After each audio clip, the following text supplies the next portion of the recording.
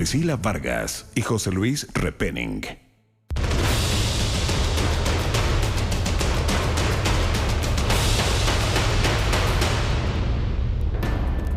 ¿Cómo están ustedes? Muy buenas tardes, les damos la bienvenida a las noticias y tenemos una jornada sumamente noticiosa, no solamente en nuestro país, también en el exterior y puntualmente en Perú. Y tal como se lo adelantábamos, Perú amaneció literalmente con dos mandatarios. La situación es sumamente compleja. Ayer por la tarde, el presidente Martín Vizcarra anunció el cierre del Congreso luego de que los legisladores de oposición no priorizaran la elección de los nuevos magistrados del Tribunal Constitucional. Bueno, el Parlamento respondió con fuerza. La oposición política decidió suspender temporalmente a Vizcarra y le tomó juramento a Mercedes Araoz, quien asumió el cargo de vicepresidenta encargada.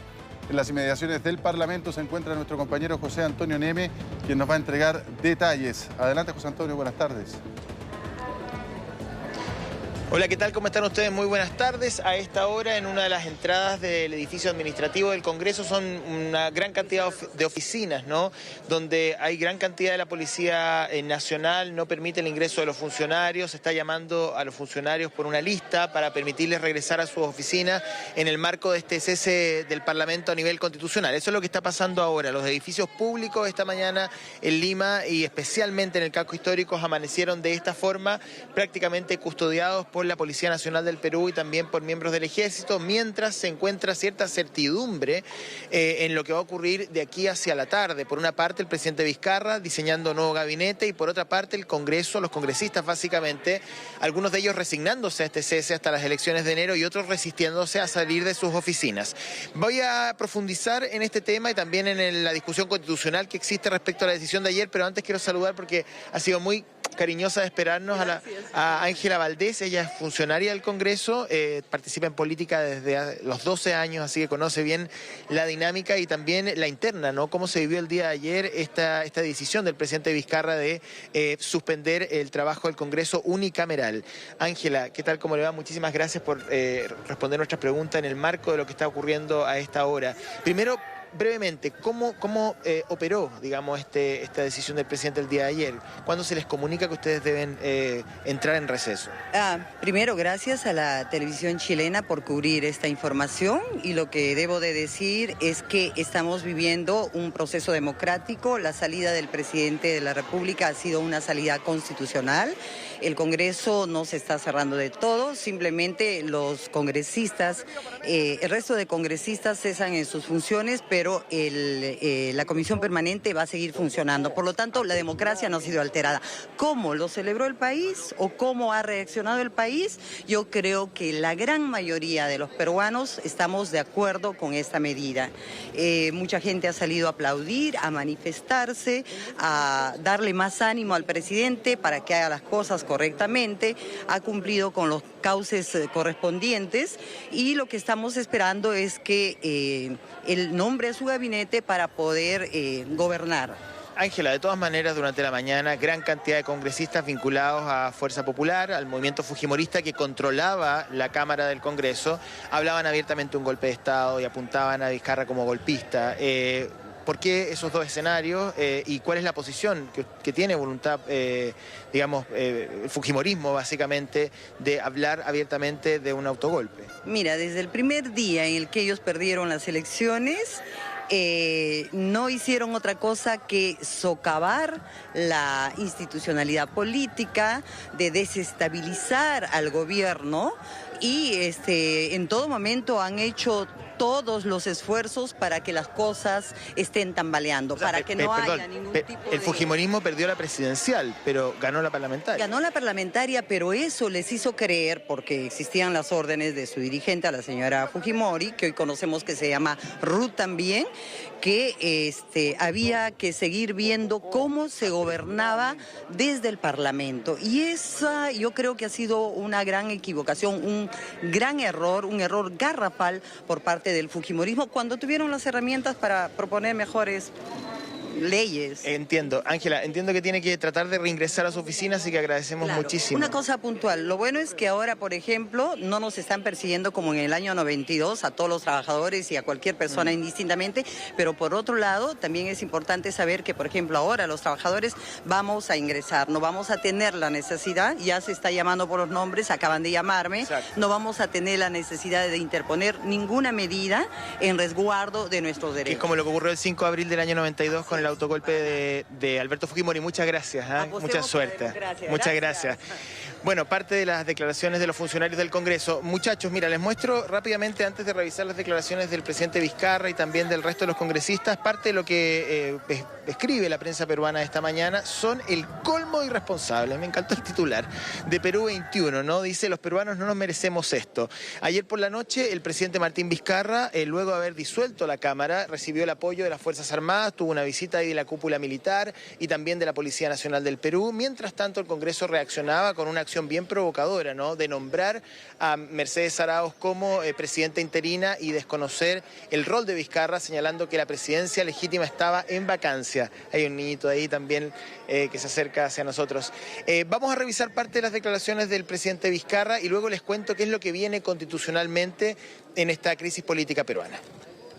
Ante la denegación fáctica de la confianza y en respeto irrestricto de la Constitución Política del Perú, he decidido disolver constitucionalmente el Congreso y llamar a elecciones de congresistas de la República.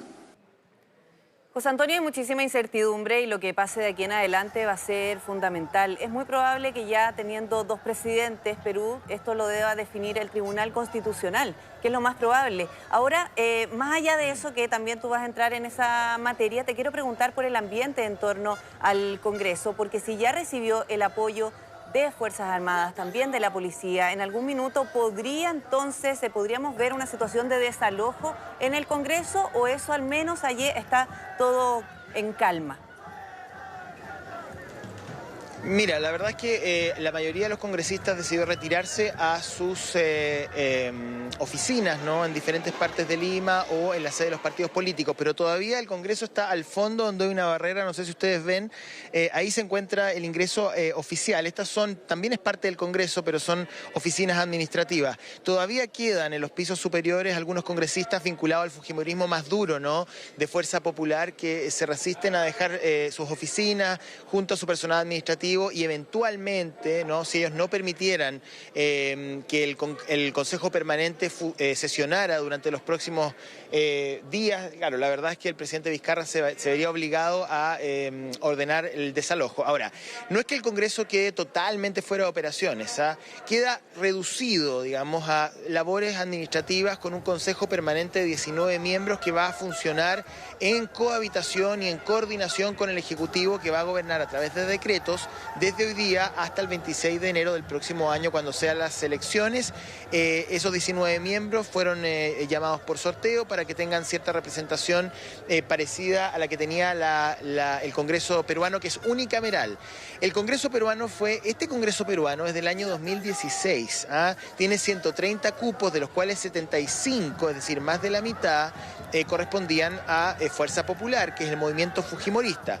Desde el análisis político, muchos creen que aquí, más que un gallito entre el Ejecutivo y el Legislativo, hay un gallito entre Vizcarra y Keiko Fujimori, porque para muchos Keiko Fujimori desde la cárcel sigue moviendo los hilos, ¿no? Del fujimorismo, tratando de dar instrucciones a los legisladores para que bloquearan de alguna manera las iniciativas del presidente Vizcarra. Y eso generó, Priscila, José Luis, amigos en su casa, un roce permanente, una cohabitación muy torpe y pésima en estos meses entre el Ejecutivo y el Legislativo. El último episodio del día de ayer, para que la gente lo tenga claro en su casa, tuvo que ver con el nombramiento de un juez del Tribunal Constitucional, el juez de Ceballos, ¿no? Que según el presidente Vizcarra no contaba con, Ortiz de Ceballos no contaba con los antecedentes de probidad y con las calificaciones y las capacidades para asumir el rol en el Tribunal Constitucional, y así todo el Parlamento igual impulsó la votación en su favor, y eso generó ya un último round que llevó al presidente a pedir un voto de confianza, lo pierde tarde, no se discute de la manera como quería el Palacio de Gobierno y el presidente usa el artículo constitucional que le permite la disolución de las cámaras. Entiendo de la Cámara, porque es un Congreso unicameral. Vamos a revisar más declaraciones y seguimos comentando. Una acusación constitucional por los delitos que está perpetrando el presidente de la República y sus ministros, salvo que renuncien ahora mismo, y la moción de vacancia que corresponde por transgresión del orden constitucional. La infracción constitucional es suficiente para calificar como vacante el cargo de presidente de la República. ¡Viva el Perú!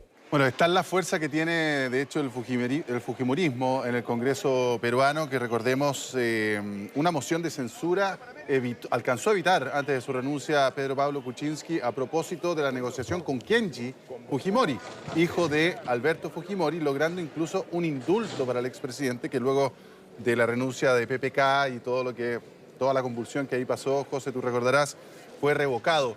Pero te quiero hacer una pregunta que yo me imagino que eso es la respuesta sí seguirá dando con el paso de las horas, pero Vizcarra habló de una denegación fáctica de la solicitud de él, porque no fue explícita. Y hay constitucionalistas en Perú que están diciendo que el presidente también pasó a llevar la Constitución. Entonces, esto se va a resolver, yo me imagino, en una instancia que podría ser el Tribunal Constitucional, como lo decía Priscila. ¿Va por ahí el camino? ¿Qué es lo que se avisora de aquí en más, José? Sí, mira, lo que pasa es que hay dos niveles de análisis, para que ustedes lo tengan claro. Hay uno que es político-constitucional, que tiene que ver con cómo se interpretan los dos artículos de la Constitución, entiendo el 133 y 134, que le permiten al presidente disolver la Cámara. ¿Por qué razón? Esa es una discusión. Y la otra es la discusión la de la calle, la de la gente, que está hasta más arriba de la coronilla, con todos los expresidentes involucrados en casos de corrupción, con este acto teatral del suicidio de Alan García Pérez, con el daño que eso genera en el deseo de participar y en el deseo de vivir una democracia plena, con un Estado de Derecho, digamos, activo y que concita la confianza y el cariño que tengan los ciudadanos por sus autoridades y sus partidos políticos. Entonces hay dos niveles allí, por eso que ayer, al salir, digamos, del Palacio Presidencial, el presidente tuvo, digamos, muestras de apoyo, había gran cantidad de personas que apoyaban la disolución del Congreso, que recordaban un poco los problemas de corrupción en los cuales, como tú decías, muchos han visto envueltos, no solamente el tema de Odebrecht, sino que también la venta y la compra de votos. Recuerda tú el tráfico de influencia en el Poder Judicial, que también fue un escándalo en la historia reciente del Perú. Ahora, a nivel constitucional, el voto de censura, el concepto del voto de censura y del voto de confianza es muy amplio. Entonces, ¿qué significa que el presidente pida un voto de confianza? Que el Parlamento debe subordinarse a la decisión como el presidente quiere que se discutan los proyectos, o el presidente quiere que se aprueben necesariamente esos proyectos. Entonces, el artículo es tan amplio y es tan poco preciso y detallado que la verdad le da una discrecionalidad muy grande al presidente y que es de libre interpretación a nivel constitucional. Vamos a escuchar más declaraciones.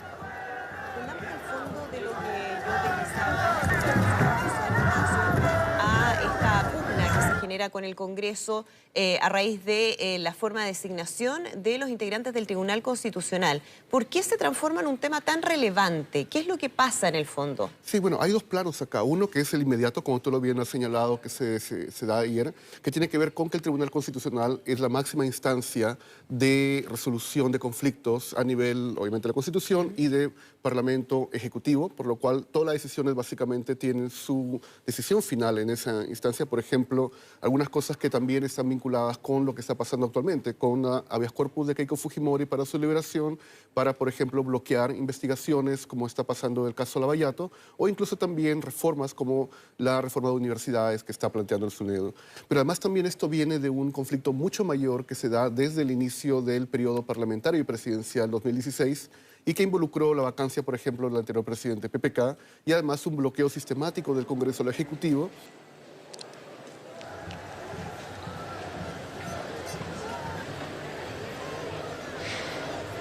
Bien, lo que está ocurriendo a esta hora, para que lo muestre la cámara, es que la Policía Nacional y miembros del Ejército están llamando a viva voz a uno por uno de los miembros de los equipos de trabajo del Parlamento, digamos, los equipos administrativos vinculados al recursos humanos, contabilidad, la biblioteca, en fin, porque los trabajadores no pueden ingresar a sus oficinas. Entonces se ha decidido que uno por uno se va llamando para que puedan ingresar, retirar sus cosas, retomar sus funciones en forma parcial, en fin. Eso es lo que está pasando ahora. Esto se repite prácticamente en toda la cuadra, que son más o menos 3 o 4 cuadras que abarca la sede del Congreso propiamente tal, donde está la Cámara, y también el resto de las oficinas.